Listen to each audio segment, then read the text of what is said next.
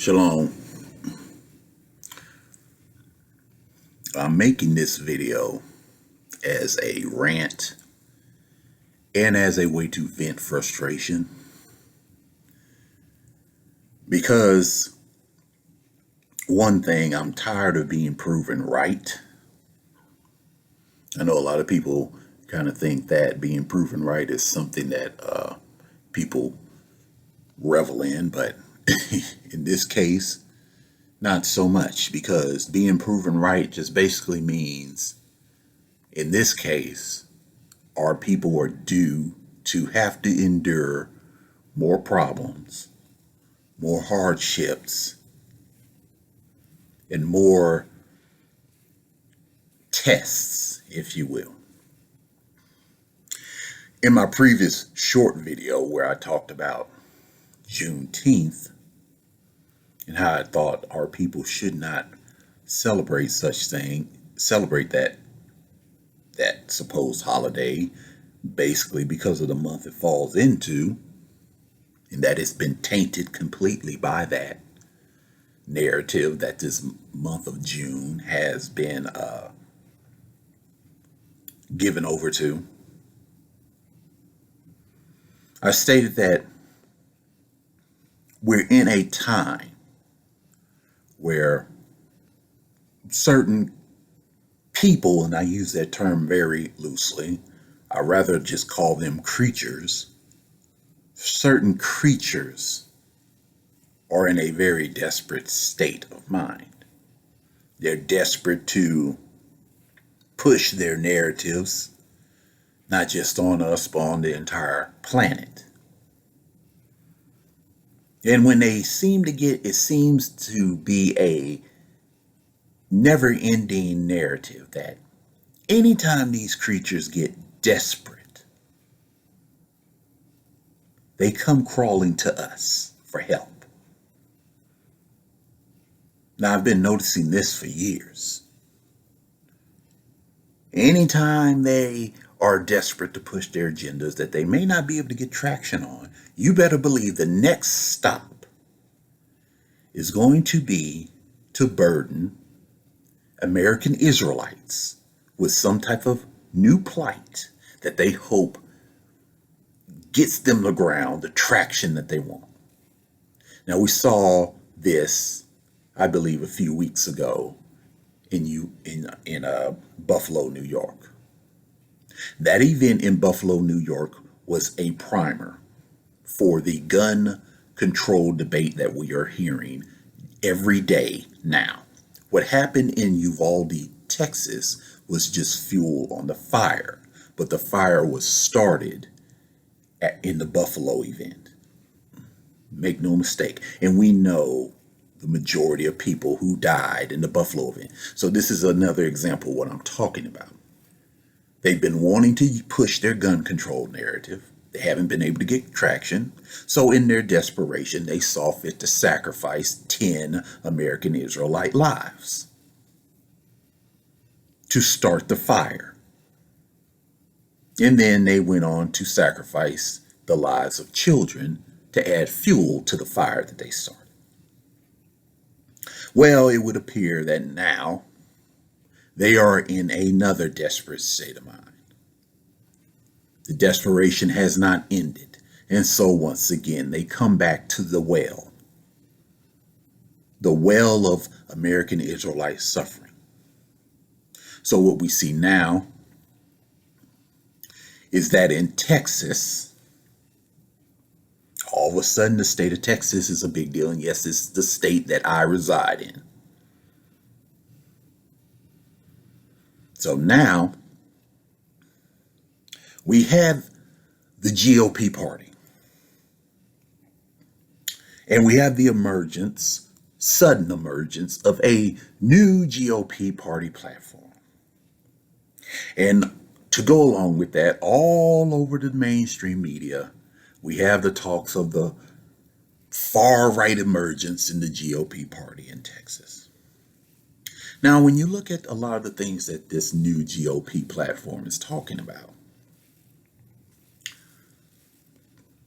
much of it is very righteous leaning. It makes sense. It's logical, particularly on the subjects of abortion, subjects on the LGBTQ, subjects on people being able to defend themselves. All those subjects are very righteous leaning, and any American Israelite would be literally obligated by the Tanakh to follow them. Of course, we can't support the LGBTQ. We can't support that kind of stuff if we're following the Tanakh, if we're following the Most High. Yeah.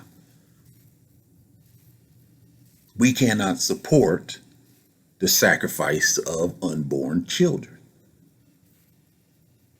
We can't. These are things that those of us who acknowledge our true ancestry cannot support. This is not a choice for us. Now, Gentiles, yeah, they can play around. They can go this way and that way because this is not a bloodline issue for them. For us, it is. We simply cannot support that kind of stuff. And a person being able to defend themselves is, a no-brainer. I would think anybody can get behind that. But you would think on just looking at those issues alone, you would kind of think that this was an organic movement, that this was something organic that just formed on its own and everything. If that's what you thought, you are sorely mistaken. Because one of their other issues that really have no bearings on any of the things that are destroying lives, not just in this country, but all over the planet, has no bearing on anything that is even remotely relevant. One of their stated issues is that they would like to repeal the 1965 Voting Rights Act. Now, if you're not aware what the 1965 Voting Rights Act is, it is a law that was put into place to basically guarantee our right to vote. Even though the 15th Amendment states that all people, no matter what race they are or whatever, could vote, another law had to be enacted because certain southern states were trying to prevent our people from being able to vote, from being able to exercise their constitutional right. So the 1965 Voting Rights Act is a act that was pretty much created specifically for our people in response to attempts to prevent our people from engaging in their lawful activities. This was not something that was brought into being because of other people experiencing such things. This was purely because of something that we were experiencing.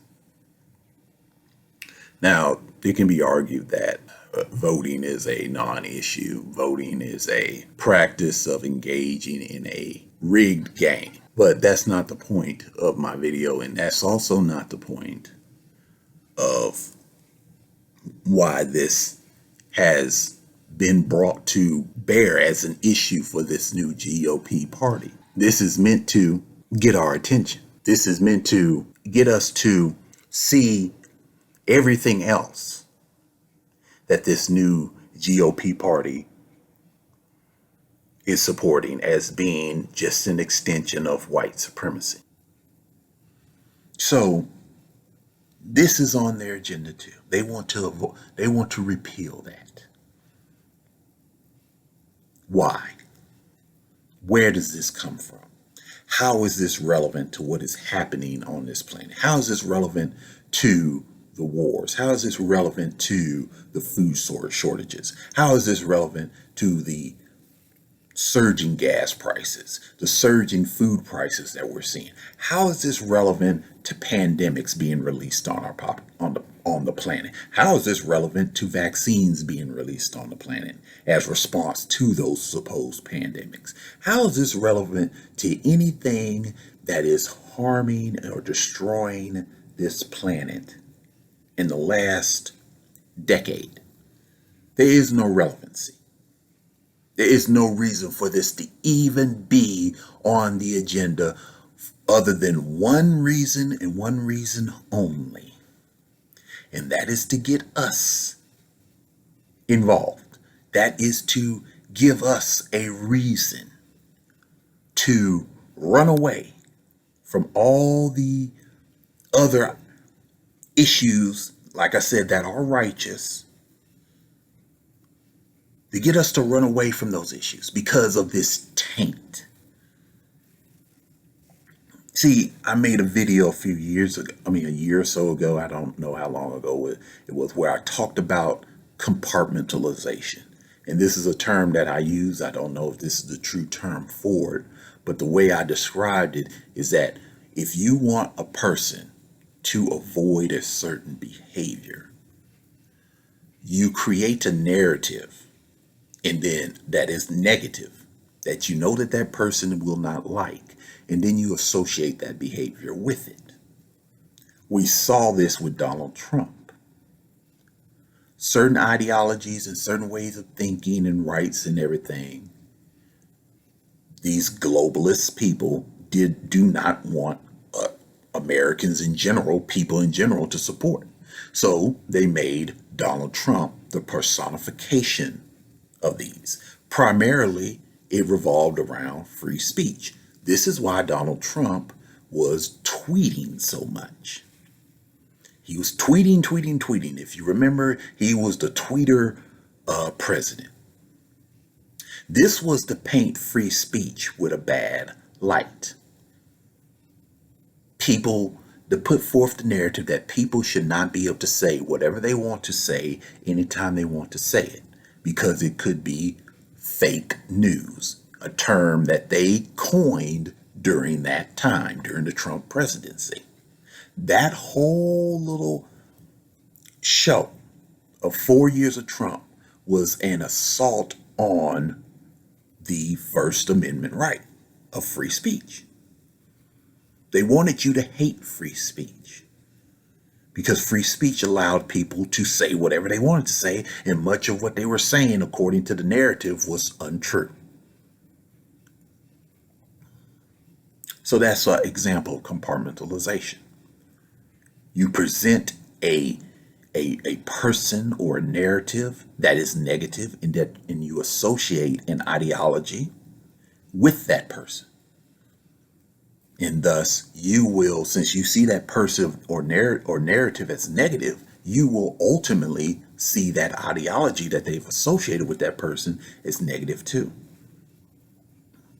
And this is what they're trying with this Texas GOP thing, this new Texas GOP platform. The ideologies that they want us to shy away from, that they want us to see as bad, are anti-abortion. They want us to see that ideology as a bad ideology, negative. What they would call white supremacist ideology. Anti-LGBTQ. They want us to see that as being a bad stance, a negative stance, what they would call white supremacist ideology. Pro Second Amendment, pro gun. They want us to see that as being bad. And so they have this group become the personification of these ideologies, and then they add the taint to it. What's the taint? Oh, the group also is against the 1965 Voting Rights Act. Now see, this is a direct assault at us. And know for certain that they are most definitely targeting us. They most definitely want our attention They most definitely want us considering that one way is a way towards what they will bill as white supremacy. But they're not going to call it white supremacy because they figured that we've kind of caught on to that. So it'll just be called far right. It'll just be called GOP, Republican. They'll paint it all up with their political dressings. But know for certain that the agenda is to get us to perceive the righteous path as being the path of white supremacy. But you have to consider all these things that they want us to see as being white supremacy. The very book that speaks out against that practice, these practices, is origined in melaninated lands. The Bible did not come from Europe. The Bible does not depict events that took place in Europe. When we talk about the ultimate punishment that befalls people who are given to LGBTQ behaviors, the oldest record, most severe punishment we see of that is in the Bible. And again, these were the Bible took place in the lands of melanated people, not in the lands of Europeans, white Europeans. When we're talking about the punishment, the consequence, the most severe consequence possible being death to befall someone engaging in LGBTQ behavior, we see in the book of Leviticus, chapter 20, verse 13, we see the condemnation of men engaged in such behavior. We see the words, if a man also lie with mankind, as he lieth with a woman, both of them have committed an abomination. They shall surely be put to death. Their blood shall be upon them. This edict was given to the Israelites, a melanated people that existed in a melanated land. This was not given to white Europeans. When we look at the events of Sodom and Gomorrah, where men were having sex with men rampant in the streets, so much so that the Most High had to destroy those cities. That was not in Europe. That as well was in the land of melanated people. Yet these globalists will try to convince us that being against LGBTQ behavior is the way of white supremacy. History shows us this is also not the case. History shows us that while such behavior was being outlawed and punished in the most severe manner possible in melanated lands, when you look at the history of white Europeans, you see an entirely different narrative. You see people embracing aspects of that behavior. You see people normalizing it, accepting it. This is their history. This is not our history. But yet still, the globalists who are behind this two-winged buzzard that we call the political system. One wing is the left, the Democrats, and another wing is the Republicans. They will seek to convince you that being against such LGBTQ behavior is white supremacy. In fact, it wasn't until Christianity, a religion based on the practices of melanated people who existed on melanated lands, what we call an Abrahamic religion. It wasn't until that religion was introduced into these ancient European cultures, that the practice of homosexuality was admonished in the least. It wasn't until the practices of ancient melanated people made its way to ancient white people did homosexuality and all the other behaviors that fall underneath that. Only once those practices were introduced did homosexuality receive any kind of negative connotation, any kind of admonishment for such behavior. And yet still, these people will try to convince us that being against such behavior is what white supremacy is all about. They will seek to make white men the face of anti-LGBTQ behavior. These people, these globalists, they rely so much on ignorance. They rely on us not knowing not only our own history, but their history as well. The history of Europe, the history of Europeans before Christianity made it over there, when they were doing whatever they wanted, any kind of way they wanted, with whoever. Little boys, little girls, same sex, different animal, different species. Oh, it was a free-for-all over there until a religion based on the practices of our ancestors made it over there. A religion based on the practices of melanated people made it over there. Only then did that behavior get reined in. But again, oh no, it's all white supremacy. Only white supremacists are against such behavior. That's what they will attempt to convince us. And that is what this new GOP platform in Texas is all about. To convince us that if you are against such type of behavior, you are supporting white supremacy. And nothing could be further from the truth. But alas, you would have to know the truth to know that. Even in today's modern world, we see examples of melanated people in melanated lands being the true face of anti-LGBTQ behavior. So much so that we see Europeans coming to the aid of those LGBTQ people in those melanated lands. In Ghana, several MPs have been invited by the UK Parliament to have a meeting over anti-LGBTQ legislation that was enacted in Ghana.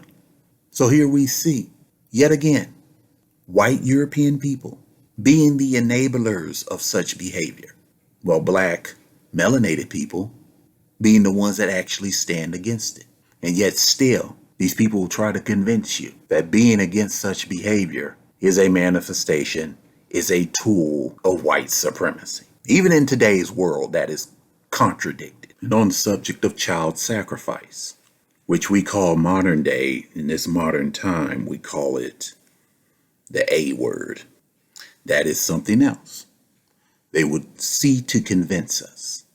They would see to try to get us to believe that being against such things, being against sacrificing unborn children, oh, that's yet another manifestation of what they will bill as far right, which is the code word for white supremacy. Yet still, once again, going back to the Bible, that is depicting the events that happen in the lands of melanated people. We see quite clearly, multiple times, in the book of Ezekiel, such practices being condemned by the very creator of all things.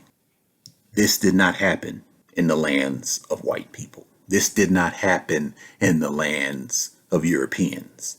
This behavior was condemned in the lands of melanated, dark-skinned people. Ezekiel 23, verse 37, that they have committed adultery, and blood is in their hands. And with their idols have they committed adultery, and have also caused their sons, whom they bear unto me, to pass from them through the fire to devour them. Ezekiel 20, verse 31. For when ye offer your gifts, when you make your sons pass through the fire, you pollute yourselves with all your idols, even unto this day. And shall I be inquired of by you, O house of Israel? As I live, saith the Lord Yah, I will not be inquired of by you. In Ezekiel chapter 16, verse 31, that thou hast slain my children, and delivered them to cause them to pass through the fire for them.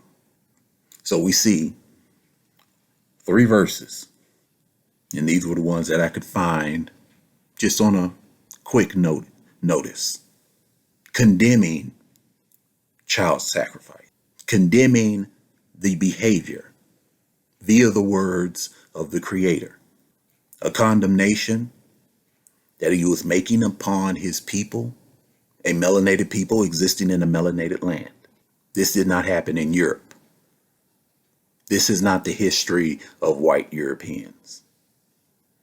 Yet still, they will seek to convince us that condemning the practice of child sacrifice, the modern day version of it, is yet another tool of white supremacy. This is not an assault at other minorities. This is not an assault at Asians. This is not an assault at Hispanics. This is to get our attention. This is to get the attention of American Israelites. Once again, these desperate creatures are going to the well. They are going to the well. When they are most desperate, they are seeking to get us involved. And it always revolves around fear. It always revolves around some kind of suffering. It always revolves around some kind of stress. How can you, as an Israelite, support anti-LGBTQ notions, support pro-gun notions, support anti-abortion notions, where when the people who are the personification of that, the new Texas GOP platform, also says you should not be able to vote in elections?